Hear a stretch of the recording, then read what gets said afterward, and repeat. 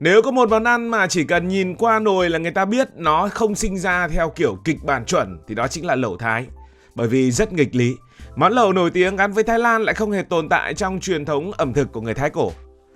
Người Việt Nam thì rất quen lẩu Thái, rất thích ăn lẩu Thái, nhiều nơi chén lẩu Thái quanh năm, cứ có bóng đá là phải có nồi lẩu Thái. Lẩu Thái không có tên trong các ghi chép cung đình, nó không xuất hiện trong những bữa ăn chuẩn mực của người Thái Lan ngày xưa. Thậm chí nếu quay ngược thời gian khoảng hơn 100 năm, bạn sẽ không tìm thấy khái niệm lẩu Thái đúng nghĩa. Chỉ có tôm yum, một bát canh chua rất ngon, rất gắt, rất đời và hoàn toàn không được sinh ra để nhúng cái gì vào trong đó, giống như lẩu. Vì sao? Lẩu Thái tuy rất ngon nhưng lại là tai nạn. Chúng ta hay gọi lẩu Thái là tôm yum. Tôm yum ban đầu là một món canh đúng nghĩa và nó không sinh ra trong nhà bếp sang trọng mà sinh ra ở ngoài bờ sông. Đó là vùng trung lưu của sông Chao Phraya, nơi khí hậu nóng, ẩm, cá tôm nhiều nhưng rất tanh.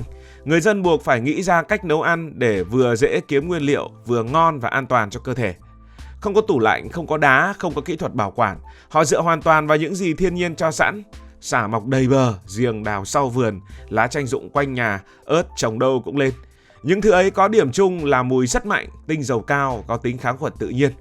Khi cho tất cả vào một nồi canh và nấu cùng với cá tôm mới bắt, kết quả là một thứ nước dùng vừa cay sộc, vừa chua sắc, vừa thơm đến mức át hết cả mùi tanh đã xuất hiện. Tôm yum vì thế là món canh sinh tồn, chứ không phải món ăn để thưởng thức theo kiểu nhâm nhi mà người ta vẫn ăn trong nhà hàng như bây giờ. Chính vì sinh ra như vậy, cấu trúc của món này hoàn toàn không phù hợp với lẩu. Nước canh được nấu đậm ngay từ đầu, nguyên liệu cho vào là chín luôn, ăn còn bốc hơi, rồi thôi, thế là xong. Không có chuyện ngồi lâu, không có chuyện thêm dần đồ nhúng, càng không có chuyện một nồi đặt giữa bàn cho cả nhóm quây quanh ăn.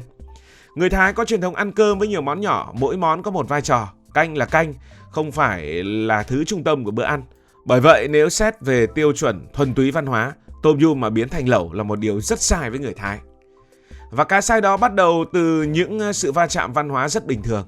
Cuối thế kỷ 19, đầu thế kỷ 20, làn sóng người Hoa di cư vào Thái Lan ngày càng lớn. Họ mang theo rất nhiều thứ, trong đó có thói quen ăn lẩu. Một nồi nước lớn đặt ở giữa bàn, mọi người đều nhúng đồ vào, ăn lâu và ăn chung. Khi văn hóa lẩu của người Hoa gặp tôm yum, có lẽ không ai nghĩ đến việc tạo ra một món mới. Đơn giản chỉ là một sự tiện tay. Có sẵn cái nồi canh ở đấy, có sẵn hải sản tươi, vậy thì nhúng vào ăn cho nó nóng. Ban đầu đây là cách ăn tạm và không chính thống, thậm chí có thể bị coi là làm sai món. Nhưng điều không ai ngờ là tôm yum lại chịu được sự xâm phạm này một cách đáng kinh ngạc. Rất nhiều món canh khi đun lâu sẽ nhạt, khi cho thêm đồ sẽ loãng, khi nhúng nhiều sẽ mất mùi. Tôm yum thì không.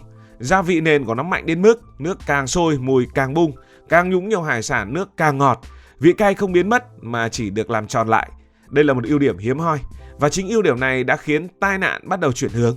Từ một cách ăn tạm, ăn cho qua, tôm yum trong nồi lẩu dần trở thành một cách ăn rất hợp lý. Sự hợp lý đó càng rõ ràng hơn khi đặt tôm yum bên cạnh hải sản. Bản chất của tôm yum là sinh ra để xử lý cá tôm. Vị chua làm bật vị ngọt, vị cay kích thích vị giác, tinh dầu sả và lá chanh cùng với mùi biển, mùi sông cũng hòa vào nhau.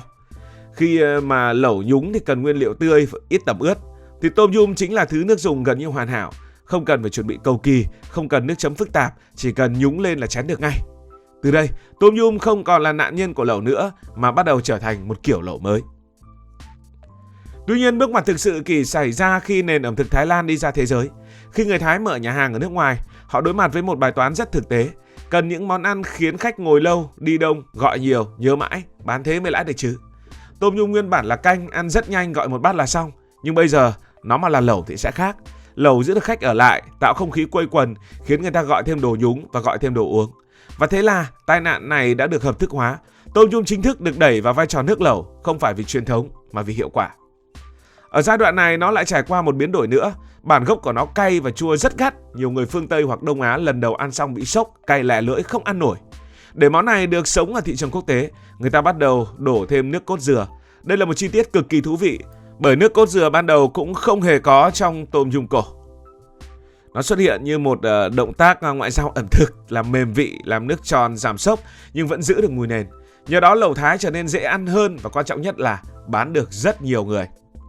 Điều nghịch lý là trong khi lẩu Thái nổi tiếng khắp thế giới thì ở chính Thái Lan nó lại không phải là món ăn quốc dân. Người Thái vẫn ăn tôm yum chủ yếu như người ta ăn canh. Lẩu Thái phổ biến hơn ở Việt Nam, Trung Quốc, Hàn Quốc, những nơi có văn hóa ăn lẩu rất mạnh. Nói cách khác, đây là một món ăn sinh ra ở Thái Lan nhưng lớn lên và thành công nhờ thế giới bên ngoài. Nó không có bản gốc cố định, không có chuẩn mực duy nhất, mỗi nơi nấu một kiểu và chính điều đó lại khiến nó ngon và sống lâu. Nếu nhìn lại toàn bộ hành trình ấy, bạn sẽ thấy lẩu Thái là một ví dụ rất hay của lịch sử ẩm thực. Một món ăn không sinh ra để trở thành một thứ gì đó mà bây giờ nó đang tồn tại. Nó bị hiểu sai, bị dùng sai, bị chỉnh sửa, bị lai tạp. Nhưng thay vì chết yểu vì mất bản sắc, nó lại thích nghi hấp thụ rồi bùng nổ. Và khi đi tiếp câu chuyện này, ta sẽ nhận ra rằng lẩu Thái không chỉ là một tai nạn lịch sử ẩm thực thành công, mà là một ví dụ rất điển hình cho cách ẩm thực xứ nóng chinh phục thế giới. Tại sao ở chỗ nóng như Thái Lan người ta lại ăn lẩu nhỉ? Bởi vì nếu nhìn kỹ, Tom Yum hay lẩu Thái ngày nay không thu hút khách nhờ sự cầu kỳ, không thắng nhờ kỹ thuật cao siêu, mà vì nó đánh trúng phản xạ của cơ thể con người. Cay làm nóng người nhưng đồng thời kích thích tiết mồ hôi để làm mát. Chua kích thích tuyến nước bọt khiến miệng luôn sẵn sàng ăn tiếp. Mùi tinh dầu mạnh từ sả, giềng, lá chanh kích thích khứu giác trước khi cả thức ăn chạm lưỡi. Toàn bộ những điều ấy giúp bộ não hiểu nhầm rằng đây là món ăn dễ tiêu, an toàn và có lợi cho cơ thể, dù bạn đang ngồi trong một bữa lẩu khá nhiều đạm và ăn giữa trời nóng.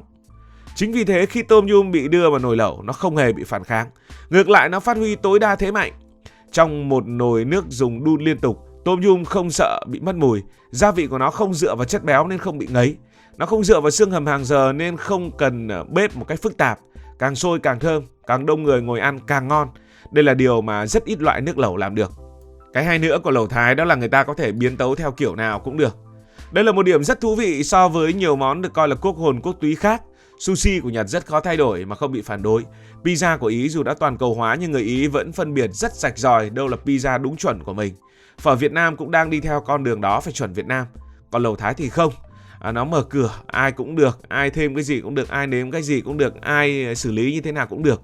Miễn là vẫn giữ được cái vị chua, cái vị cay, cái thơm, cái nóng và quây quần ngồi bên nhau. Nếu gọi lại đúng tên, tai nạn lịch sử của lẩu Thái thực ra là một chuỗi những lần không cố giữ mình. Tom Yum không cố giữ vai trò của nó là canh. Nó chấp nhận bị đổ vào nồi lẩu, nó chấp nhận bị nấu lâu, nó chấp nhận bị thêm nước cốt dừa, nó chấp nhận bị người ngoài văn hóa định hình lại. Nhưng tất cả những lần thay đổi đó, nó không đánh mất thứ quan trọng nhất, đó là bản sắc vị giác. Mùi sả, giềng, lá chanh vẫn ở đó, cảm giác cay chua vẫn ở đó, chất thái không nằm ở hình thức mà nằm ở phản ứng của cơ thể khi ăn.